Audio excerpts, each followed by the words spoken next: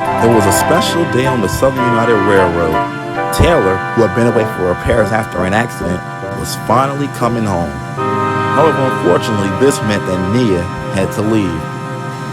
"We'll miss you, Nia," Larry said. "I'll miss you all too," Nia replied. "But don't worry, I'll definitely try to visit more often in the future." Just then, all the engines heard a familiar whistle. "Here comes Taylor!" shouted Kryssy excitedly. And sure enough, Taylor came crossing over the Otisville Bridge. But behind her was another engine that no one had ever seen before. "Who's he?" said Larry, eyeing the newcomer doubtfully. "I don't know," replied Danielle, "but I'm pretty sure we'll find out." Taylor stopped short of the station platform. "Hello, everybody, I'm back." "Hello, Taylor," the other engines replied. Mr. Egan walked over to Taylor. "Taylor, it's great to have you back, and I see you brought your friend with you." "Oh, yes," puffed Taylor excitedly. "Everybody, this is Tashaun." "Why is he here?" Larry said untactfully. "He's here to help us out for a while during the construction of the new branch line," Mr. Egan responded, "since our other one didn't work out so well."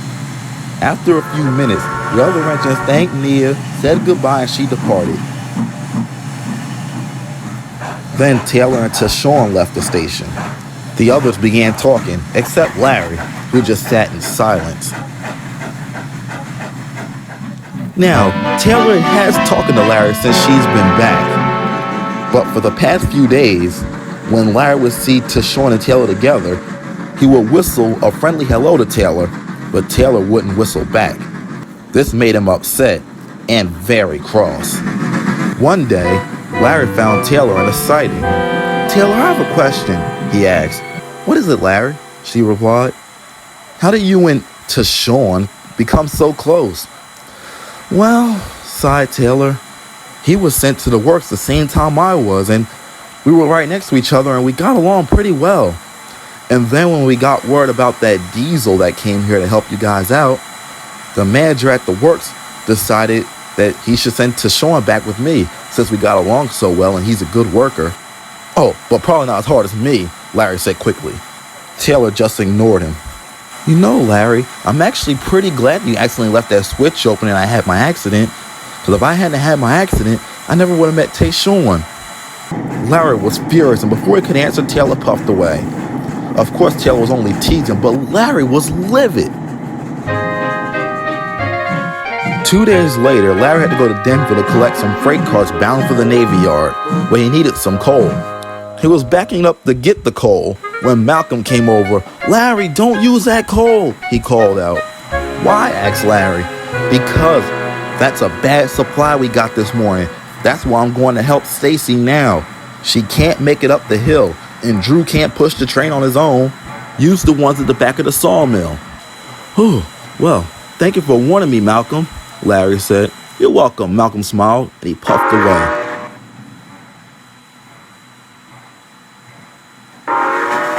About 15 minutes later, Tashaun came into Denville to collect some lumber. He also needed coal. Larry was leaving Denville with his freight train when he saw Tashaun at the coaling tower. "Hey, Tashaun," he called. "Hey, Larry, what's up?" he replied. Larry was about to warn him about the coal, but then decided not to say anything. "That'll make him look silly," he thought to himself. "Weren't you going to say something, Larry?" Tashaun called. I was just saying hello," Larry replied, and he quickly puffed away before Tashaun could see him snickering. Tashaun soon had his tender loaded with coal, and he coupled up to his 6 freight cars of lumber and set off for Otisville. The bad coal really had no effect, and still they began to climb Piscataway Hill.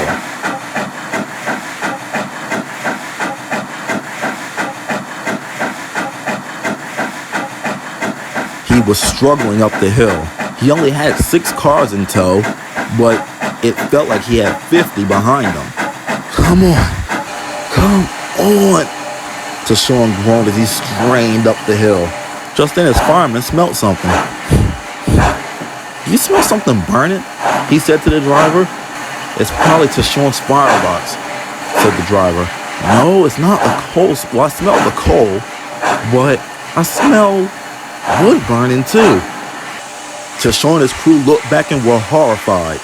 Their first flat car of lumber had caught fire. Because of the bad coal, sparks flew out of Tashaun's stack, landing on the load of lumber. "Oh no!" cried Tashaun. "Uncouple me! Uncouple me!" "We can't do that," said the driver, "or else the freight cars will roll away." The fireman put out Tashaun's fire quickly, while Tashaun blew his whistle, trying to get the towerman's attention. The towerman looked up and saw what was happening and was horrified. He quickly made a phone call, and soon Amber was heading up the line, with a tanker full of water and a caboose with a firefighting crew.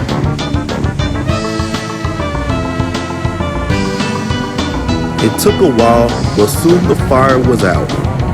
Andrew arrived and pulled Tashaun clear. Aside from some blistered paint on his tender, he was unhurt. A flat car along with its load was completely destroyed by the fire, while the flat car behind it was just a little burned. Christin had also arrived to take the remaining cars away. When Larry found out what had happened, he felt incredibly guilty and went to Harmon Works to apologize. There he found Tashaun, who was getting his firebox cleaned out, Taylor, who was comforting him, and Mr. Egan that was asking about the events. "So, Tashaun," said Mr. Egan, "what happened?" "I don't know, sir," said Tashaun. "Sparks flew out of my funnel, and next thing you know, the flat car was on fire. And for some reason, I was struggling with 6 cars. Sir," said Larry. "What is it, Larry?" said Mr. Egan. Larry took a deep breath and explained what he had done. Tashaun was surprised, but Mr. Egan and Taylor were cross. "Larry, that was very irresponsible of you," said Mr. Egan sternly. "You're lucky he wasn't pulling a train of tank cars, and that the lumber fire wasn't as bad as it could have been. You could have got someone very badly hurt." "I know, sir. I'm sorry," replied Larry. "As you very well should be," snapped Mr. Egan. "I can have Amber do your work, and you take the vegetation control train for a week. That should teach you." "Yes, sir," said Larry, and Mr. Egan walked away. "You know you deserve it, right?" said Taylor. "Yeah, I know. I'm sorry to you, and I'm sorry to you, Tashaun. I didn't mean for that to happen. I just thought you would get stuck on the hill." "Oh, it's all right, Larry," sighed Tashaun. "The most important thing is that I'm all right." The next day, Larry took the vegetation control train, but he did learn a very important lesson. Don't let your feelings and jealousy cloud your judgment, because you can get yourself or someone else into a lot of trouble.